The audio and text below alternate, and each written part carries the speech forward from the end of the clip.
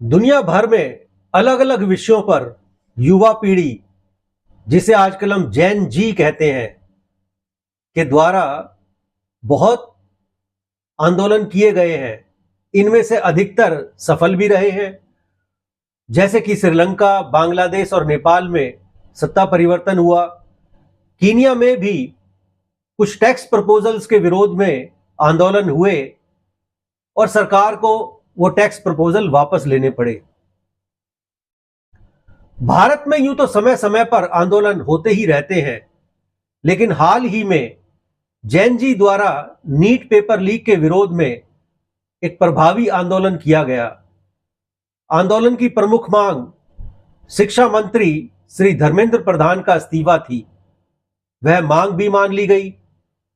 इस्तीफे के बाद जैन जी द्वारा किसी 5 स्टार होटल में सेलिब्रेशन भी हमने देखा।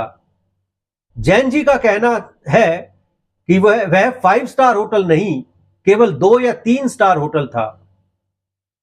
होटल कितने स्टार का था यह महत्वपूर्ण नहीं है, और जैन जी है तो होटल में नाच गाने के साथ सेलिब्रेट करेगा ही। इसमें भी कोई आश्चर्य की बात नहीं होनी चाहिए। भाई, आफ्टर ऑल जेन एक्स अपने आइडियाज और संस्कार जैन जी पर थोप नहीं सकता।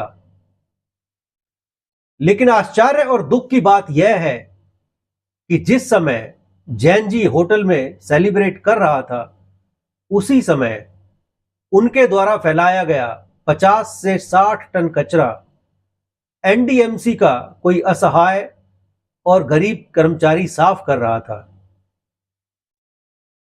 जैन जी ने 25 दिन से अधिक आंदोलन किया। अगर वो अपने आंदोलन को एक दिन और बढ़ा देते और जंतर मंतर की सफाई को भी एक आंदोलन के रूप में लेते और अपने वॉलंटियर्स को का आह्वान करके उस सारे कचरे को साफ कर देते, तो पूरा देश इस जैन जी को अपने सिर और आंखों पर बिठाता। लेकिन क्या करें, ऐसा हुआ नहीं। आंदोलन के दौरान जिस प्रकार की भाषा का प्रयोग किया गया और आंदोलन के बाद जैन जी का व्यवहार देखकर कुछ बातें स्पष्ट होती हैं, जैसे कि जैन जी अपने अधिकारों को लेकर बड़ा सजग और जागरूक है। जैन जी की इतनी जागरूकता अपने कर्तव्यों के प्रति दिखाई नहीं देती। जैन जी आंदोलन वहीं पर सफल हुए हैं जहां की सरकारें लोकतांत्रिक थीं और बल प्रयोग करना नहीं चाहती थीं, क्योंकि जैन जी आंदोलन नॉर्थ कोरिया, चीन, रूस, ईरान, सऊदी अरेबिया, इन सब देशों में या तो होते ही नहीं, और अगर कभी कोई छोटे मोटे आंदोलन हुए भी हैं तो वो सफल नहीं हुए, क्योंकि ये सरकारें बल प्रयोग से हिचकती नहीं। चीन में हमने देखा था, एक जैन जी आंदोलन करने की कोशिश की और थियानमन चौक पर क्या बर्बरता हुई, तो जैन जी अब वहां पर आंदोलन करने की हिम्मत नहीं जुटा पाता। इससे ऐसा ही लगता है कि जहां बल प्रयोग की आशंका हो, वहां पर जैन जी आंदोलन करने की नहीं सोचता। जैन जी, या यूं कहें युवा आंदोलन, कोई नई बात नहीं है। युवाओं द्वारा किए गए आंदोलनों से इतिहास भरा हुआ है। जब श्री राम जी को वनवास दिया गया, तब वो भी युवा ही थे। उन्होंने वनवास को आंदोलन बना दिया और प्रण लिया कि निश्चरहीन कराऊं मही, मैं इस पृथ्वी को राक्षसों से मुक्त कर दूंगा। उन्हें वनवास उनके माता पिता की आज्ञा से मिला। वो चाहते तो किसी साधारण जंगल में जाकर आराम से 14 वर्ष बिताकर वापस आ सकते थे, लेकिन उन्होंने ऐसा नहीं किया। उन्होंने अपनी युवा अवस्था को संघर्ष और आंदोलन के लिए समर्पित किया। और जो राक्षस ऋषि मुनि और संतों को परेशान करते थे उनका अंत किया। इसी प्रकार जब हस्तिनापुर का विभाजन हुआ तो पांडव भी युवा ही थे। पांडवों के हिस्से में आया पथरीला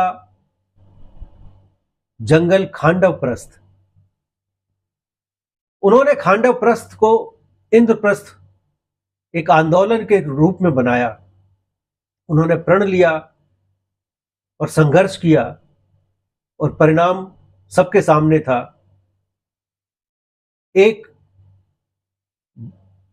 पथरीला जंगल विश्व की सबसे खूबसूरत राजधानी में परिवर्तित हो चुका था। और अभी ज्ञात इतिहास में भी श्री गुरु गोविंद सिंह, जिनके पिता श्री तेग बहादुर सिंह जी का सर गुरु गोविंद सिंह जी की 9 वर्ष की आयु में काट दिया गया था और जब वो 29 वर्ष के थे तब उन्होंने खालसा पंथ की स्थापना की। महाराणा प्रताप, जो बचपन से ही बड़े जुझारू और समर्पित थे, छत्रपति शिवाजी महाराज, महाराजा रणजीत सिंह, इन सब ने अपनी युवावस्था में युग परिवर्तन करने वाले आंदोलन चलाए। ये सब उस समय के जैन जी ही थे। स्वतंत्रता आंदोलन में भी युवाओं का बलिदान और योगदान निर्णायक रहा है। हालांकि सीजेपी के मेंटर्स को लगता होगा कि केवल महात्मा गांधी और जवाहरलाल नेहरू ने ही आजादी दिलवाई है, पर यह सच नहीं है। आप जानते हैं, ये जितने भी युवा आंदोलन हुए उन सब के मूल में अधिकार नहीं, कर्तव्य था, समर्पण था। भारतीय संस्कृति का आधार कर्तव्य और बलिदान की भावना है। यहां तक कि भारत में धर्म और कर्तव्य का समान अर्थ माना जाता है। धर्म मतलब अपने कर्तव्य का पालन और कर्तव्य का पालन मतलब अपने धर्म का पालन। अभी तक जितने भी युवा आंदोलन हुए हैं उन सब में महाभारत का युवा आंदोलन सबसे रोचक है, क्योंकि इस संघर्ष में दोनों तरफ युवा थे। एक तरफ पांडव और दूसरी ओर कौरव। कौरवों का आंदोलन केवल अपने अधिकारों पर फोकस था, परंतु पांडवों का आंदोलन अधिकारों के साथ साथ कर्तव्य को भी ध्यान में रखकर किया गया था। भगवान कृष्ण का जन्म अधर्म का नाश और धर्म की स्थापना के लिए हुआ था। तो इस अभियान में भगवान कृष्ण ने पांडवों को ही क्यों चुना? और भी बहुत सारे राजा थे। कौरव स्वयं काफी शक्तिशाली थे, उनके साथ भीष्म पितामह थे, गुरु द्रोणाचार्य थे। उनके द्वारा भी अधर्म का नाश और धर्म की संस्थापना हो सकती थी। तो पांडवों को ही क्यों चुना गया? क्योंकि पांडवों में वो कर्तव्य भावना, वो समर्पण था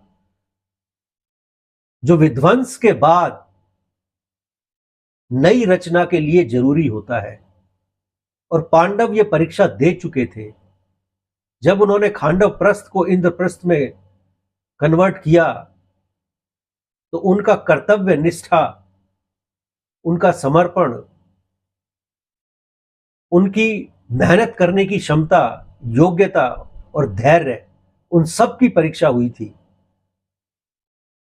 इन सारे गुणों की आवश्यकता थी कि जब अधर्म के नाश के लिए विध्वंस होगा तो धर्म की स्थापना के लिए जो रचनात्मक कार्य करना होगा उसे केवल पांडव ही कर सकते थे।